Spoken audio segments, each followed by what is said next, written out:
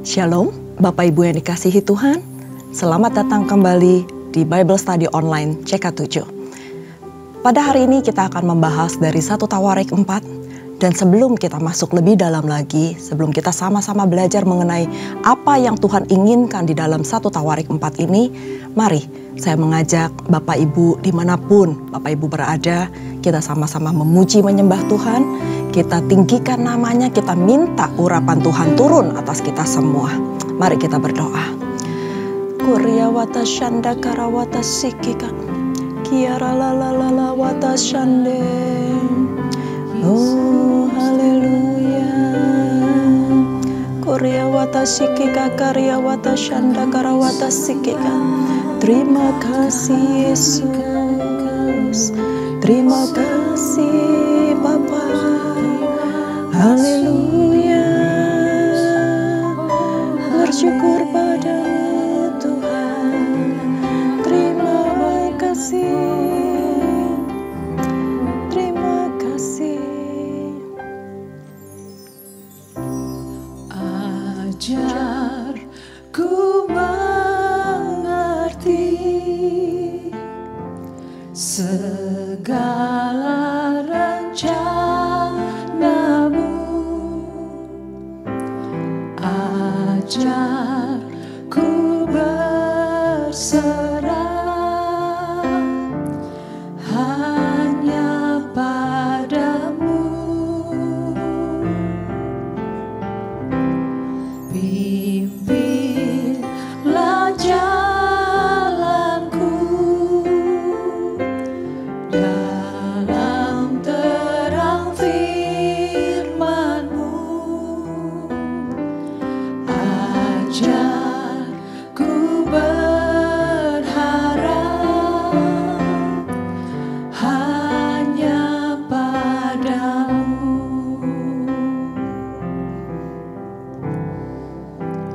Bapakku, ajar segala rancangan-Mu. Tuhanku, heran perbuatan-Mu.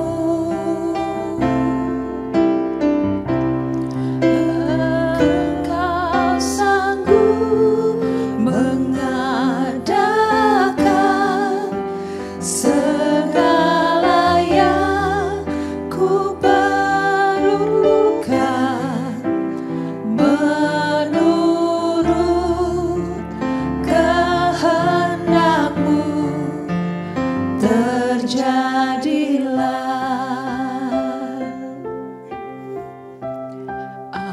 Ajarku mengerti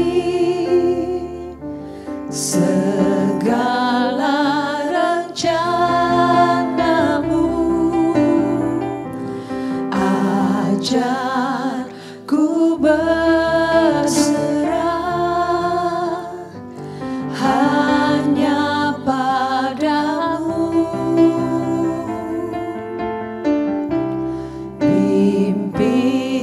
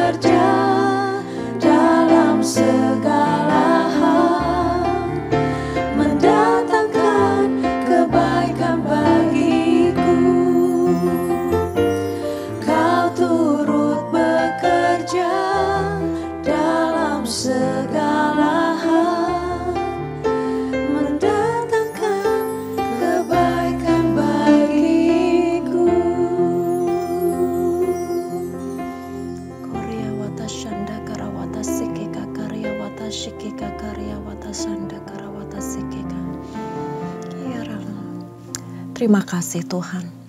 Kami percaya segala sesuatu terjadi dalam kehidupan kami, itu seizin Engkau ya Tuhan. Karena Engkau ingin mendatangkan hal-hal yang baik dalam kehidupan kami.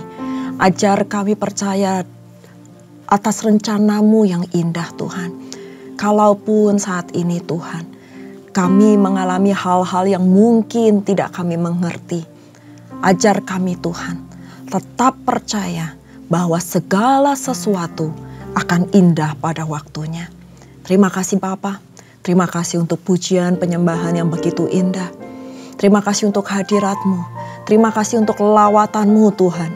Dimanapun kami berada, kami merasakan hadirat-Mu Tuhan, turun atas kami, melingkupi kami semuanya. Bapa, terima kasih Tuhan. Kami berdoa Tuhan, kami minta Tuhan, urapan-Mu turun atas kami. Urapan-Mu hikmat marifat yang daripada-Mu.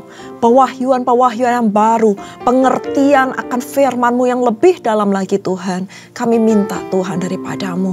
Urapi kami semua Tuhan. Ajar kami mengerti apa yang ingin Kau sampaikan melalui firman-Mu dalam kehidupan kami. Urapi hamba Tuhan, sampaikan apa yang ingin Kau sampaikan melalui mulut bibir hamba-Mu ini Tuhan. Hamba gak ngerti, hamba gak bisa apa-apa, hamba gak ada apa-apanya tanpa urapan-Mu Tuhan.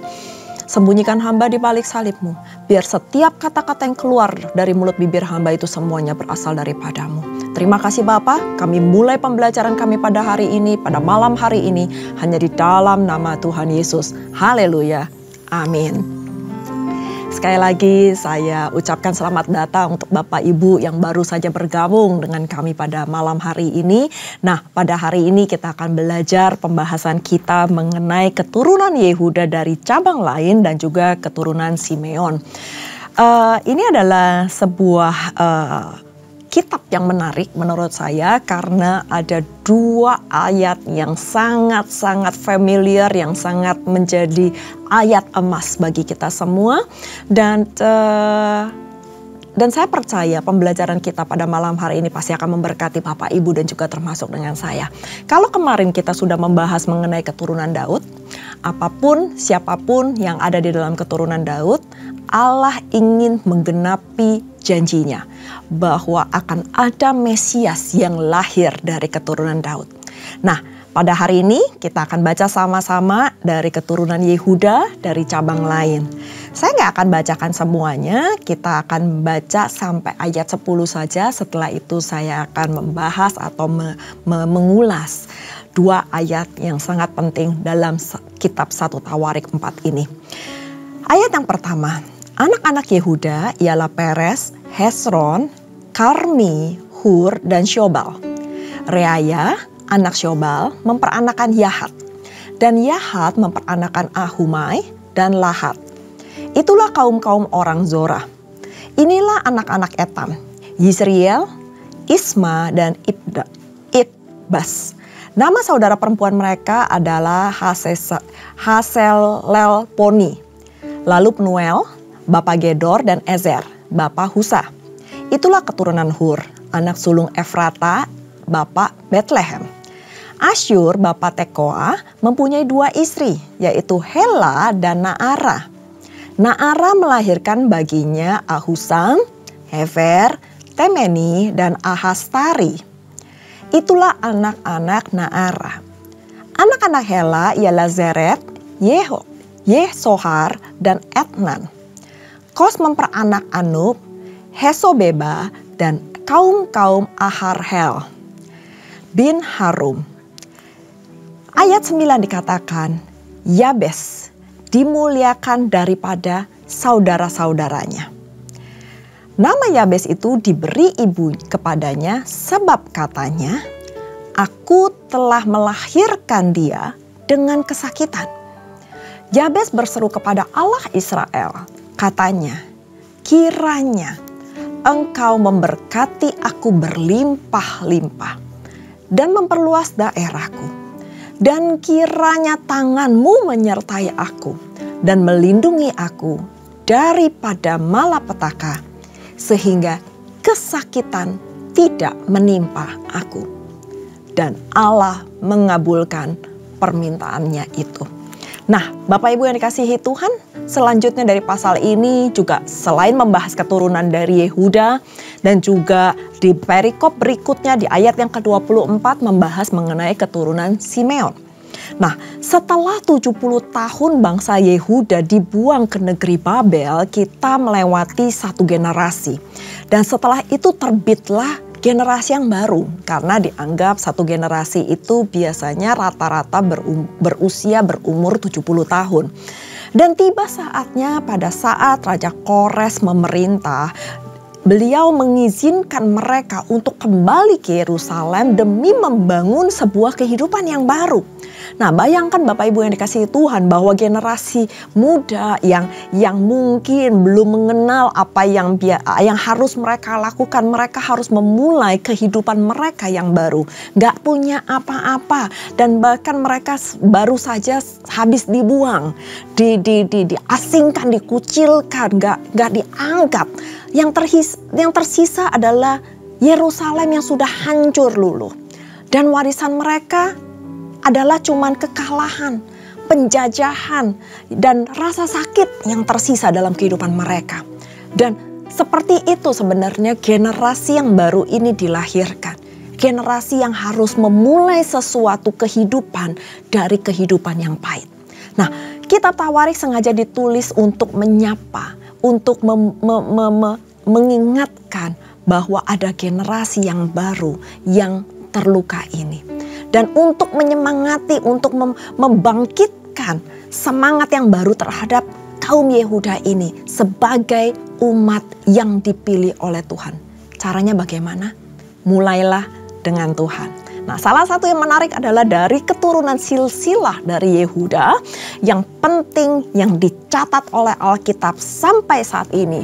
Dan bahkan dari keturunan ini, doanya itu sangat memberkati kita semua, yaitu Yabes. Nah, siapa sebenarnya Yabes ini? Karena Yabes itu menjadi inspirasi bagi banyak orang dan termasuk saya. Sebelumnya nama Yabes gak populer, tapi doanya dia menjadi sangat terkenal. Karena apa? Doa yang dikabulkan. Nah, Yabes ini lahir menurut Alkitab itu dikatakan bahwa ibunya melahir dengan kesakitan. Nah, saya percaya bagi wanita yang pernah mengalami atau pernah melahirkan, bahwa melahirkan itu nggak ada yang nggak sakit ya Bapak Ibu ya, ibu-ibu khususnya. Dan rupanya Yabes ini sakitnya lebih daripada saudara-saudaranya. Sehingga dikatakan bahwa aku telah melahirkan dia dengan kesakitan. Ada tanda kata-kata kalimat yang spesial bahwa nama Yabes ini diberikan karena dia melahirkan dengan kesakitan atau rasa sakit yang sangat dalam. Nah, Bapak Ibu, bayangin kalau kita memberikan sebuah nama kepada anak kita dengan nama artinya kesakitan atau rasa sakit yang berlebihan. Pasti saya percaya anak ini akan dibully. Anak ini akan diledek oleh teman-temannya, oleh lingkungannya, oleh orang-orang yang ada sekelilingnya. Jadi dia itu akan merasa minder, dia itu akan merasa kecil hati, dia itu merasa terhina, dia itu merasa terasingkan, dan pasti hidupnya nggak nyaman dengan nama tersebut. Akan tetapi yang luar biasa adalah Yabes gak larut dengan arti nama yang diberikan oleh ibunya kepada dia. Dia gak menyerah. Dia gak mau gak mau cuman sekedar ya sudah nasib saya seperti ini, nama saya seperti ini, ya sudah terima aja nasib saya. Tetapi dia bangkit dari kenyataan hidupnya yang mungkin selama ini pahit buat dia. Dan dikatakan di ayat 9 bahwa dia lebih dimuliakan daripada saudara-saudaranya. Pada saat saya mempelajari ayat ini, ada sesuatu yang menarik buat saya di ayat ke-9 ini. Bahwa dikatakan Yabes dimuliakan lebih daripada saudara-saudaranya. Meskipun namanya dia itu sebenarnya nama sesuatu yang kurang enak. Apa arti kata dimuliakan? Pada saat saya mencari apa arti kata dimuliakan dalam bahasa Ibrani, ini sangat menarik. yaitu kafot. Kafot atau kabot, yang artinya adalah berat, berbobot, heavy. Kalau bahasa Jawanya sebenarnya nggak jauh beda dengan kafot bahasa Ibrani. Kalau bahasa Jawa, kalau Bapak Ibu mengerti bahasa Jawa, kita bicara mengenai abot gitu ya. Abot itu berat. Nah, sekarang berat itu tergantung dari cara pandang kita. Kalau cara pandang kita negatif, kita merasa berat itu adalah sesuatu yang memberatkan kita, yang membawa kita rasanya susah menjalani segala sesuatu dalam kehidupan ini. Tetapi Yabes melihat berat atau berbobot ini adalah sesuatu yang ujungnya akan dia lebih dimuliakan. Jadi Bapak Ibu yang dikasihi Tuhan, kalau saat ini kita merasa hidup kita kok berat banget, saya kok berat ya menjalani segala sesuatu. Mungkin di dalam pekerjaan saya, di dalam rumah tangga saya, di dalam kehidupan saya secara overall keseluruhan. Kok berat? Lihat dengan cara pandang Tuhan. Ingat, arti dimuliakan kafot atau berat, berbobot. Jadi, kalau kita merasa saat ini hidup kita berat, berarti Tuhan ingin memuliakan Bapak, Ibu, dan saya pada waktunya. Amin. Tergantung dari bagaimana cara pandang kita. Yabes adalah seorang yang mengubah dari berat secara negatif, dari cara pandang dunia, menjadi berat yang artinya dia dimuliakan lebih daripada saudara-saudaranya. Mungkin arti nama saudara-saudaranya baik, bagus, indah, tapi dia tidak memandang hina sebuah arti nama yang diberikan oleh ibunya kepada dia. Tetapi dia tahu bahwa Tuhan satu saat akan memuliakan dia lebih daripada saudara-saudaranya. Kenapa dia lebih dimuliakan? Karena hidupnya berbobot. Hidupnya itu bisa menjadi berkat. Hidupnya ada makna. Hidupnya itu bermanfaat. Imannya yang luar biasa, doanya yang dahsyat, dan bagaimana hidupnya berkenan di hadapan Tuhan. Kalau kita baca satu persatu ayat yang ke-10, ini sangat menarik, di mana saya akan bacakan. Yabes berseru kepada Allah Israel. Katanya, kiranya engkau memberkati aku berlimpah-limpah dan memperluas daerahku. Dan kiranya tanganmu menyertai aku dan melindungi aku daripada malapetaka, sehingga kesakitan tidak menimpa aku. Doa Yabes ini adalah doa pendobrak nasib. Di mana dia dikatakan bahwa Yabes itu artinya kesakitan, dia bilang kesakitan tidak menimpa aku. Dan kunci daripada ayat 10 ini adalah di kalimat yang terakhir. Dan Allah mengabulkan permintaannya itu. Luar biasa bukan? Apa yang kita inginkan dalam kehidupan kita ini selain doa kita dikabulkan oleh Tuhan? Tetapi ingat Bapak Ibu, kalau kita rindu doa kita, doa Bapak Ibu dan saya dikabulkan oleh Tuhan, hidup kita harus berkenan di hadapannya. Itu yang nomor 1. Dan apa yang kedua? Supaya doa kita bisa dikabulkan oleh Tuhan, kita harus dengan setia berseru kepada Tuhan.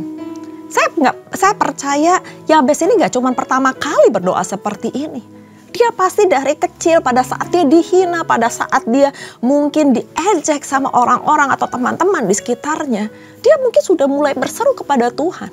Tuhan tolong, Tuhan jangan sampai seperti ini kehidupanku. Dan pada saat itu dia berdoa.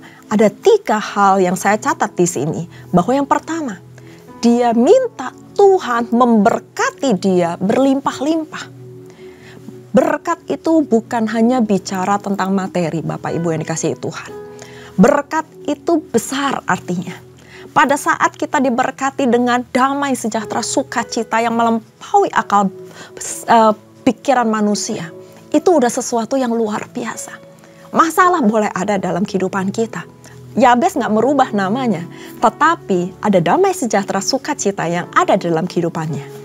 Jadi Yabes minta pertama adalah diberkati secara bukan cuman pas-pasan, secara sedikit saja, tetapi berlimpah-limpah. Baik dalam jasmani maupun dalam rohani. Itu yang pertama.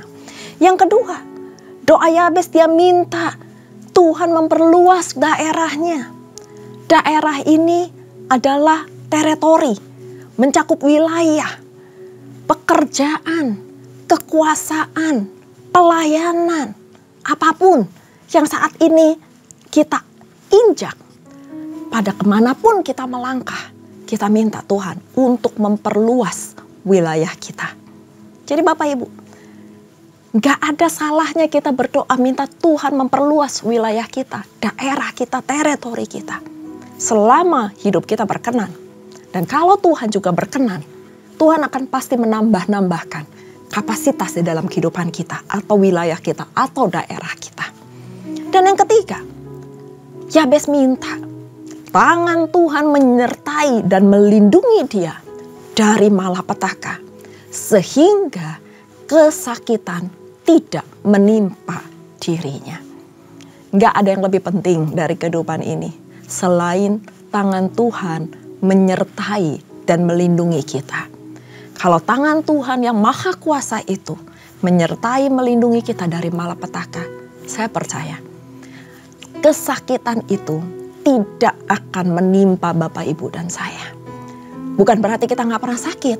Mungkin kita sakit. Tetapi kesakitan beda dengan arti kata sakit. Kita boleh sakit, tapi kita tidak kesakitan. Karena apa?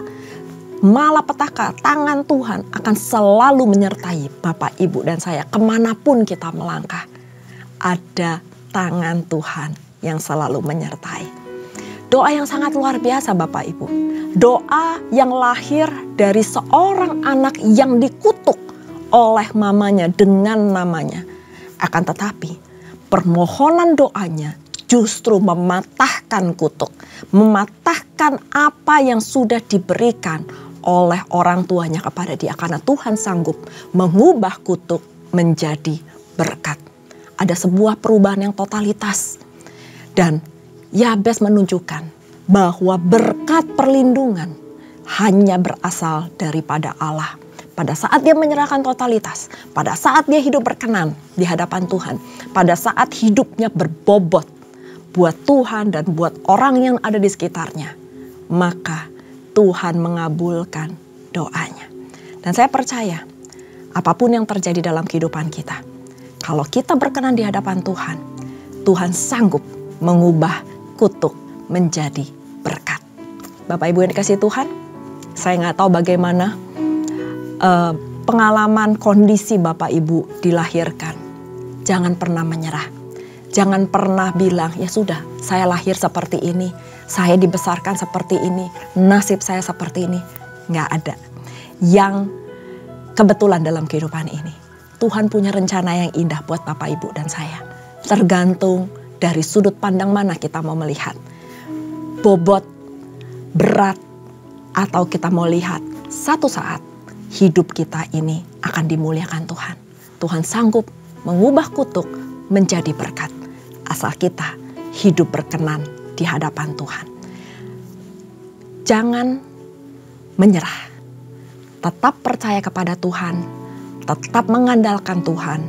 Dan cari perkenanan Tuhan lebih dari segalanya. Maka Tuhan sanggup mengubah kutuk menjadi berkat. Mari kita berdoa. Terima kasih Bapa. Terima kasih untuk pesan yang sederhana ini Tuhan. Hari ini kami belajar banyak dari doa Yabes.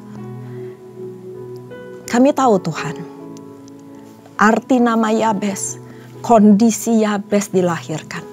Mungkin tidak sesuai dengan apa yang dia harapkan. Mungkin hidupnya pada masa kecilnya berat. Tapi kami belajar Tuhan, pada saat masa-masa berat, Tuhan bisa mengangkat itu menjadi sebuah kemuliaan. Kami mau Tuhan, hidup kami juga dimuliakan. Pada saat kami menyerahkan hidup kami totalitas kepada Engkau. Dan kami memberikan hidup kami yang bermanfaat, yang berguna, yang berbobot untuk Engkau dan untuk orang-orang di sekeliling kami. Dan kami percaya Tuhan, Engkau sanggup mengubah kutuk menjadi berkat. Engkau sanggup Tuhan mengabulkan setiap permohonan doa kami. Dan kami percaya Tuhan, ini gak cuma sekadar doa, tetapi ini adalah permohonan doa. Dan kami juga mau Tuhan, itu terjadi dalam kehidupan kami. Kami mau Tuhan, doa-doa kami juga berkenan di hadapan-Mu. Seruan-seruan kami juga Engkau dengar, sehingga Engkau memberkati kami berlimpah-limpah. Engkau memperluas kapasitas kami, Engkau memperluas daerah kami, Engkau memperluas teritori kami. Kami berdoa Tuhan, dan biarlah tangan Tuhan yang selalu menyertai dan melindungi kami dan keluarga besar kami, suami, istri, anak-anak kami, orang tua kami, dan orang-orang yang kami kasihi dari malapetaka, sehingga kesakitan itu tidak sama sekali menimpa kami. Tuhan, Engkau yang tahu bagaimana kondisi setiap umat-Mu, setiap jemaat-Mu yang mendengar pada malam hari ini. Hamba berdoa Tuhan, biarlah perkenanan-Mu juga turun atas mereka semua. Mereka mengubah Tuhan apa yang manusia boleh rancangkan. Mungkin manusia merancangkan kecelakaan, tetapi Engkau merancangkan hal-hal yang baik dalam kehidupan kami. Damai sejahtera, masa depan yang penuh harapan, berkat jasmani dan rohani yang melimpah dalam kehidupan kami terjadi di dalam nama Yesus. Terima kasih Tuhan, terima kasih. Inilah doa kami, inilah doa kami Tuhan. Mari kita nyanyikan lagu ini. Kiranya Engkau memberkati aku berlimpah-limpah. Amin. Dan memperluas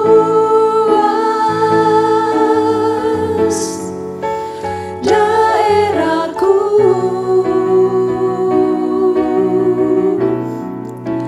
Dan kiranya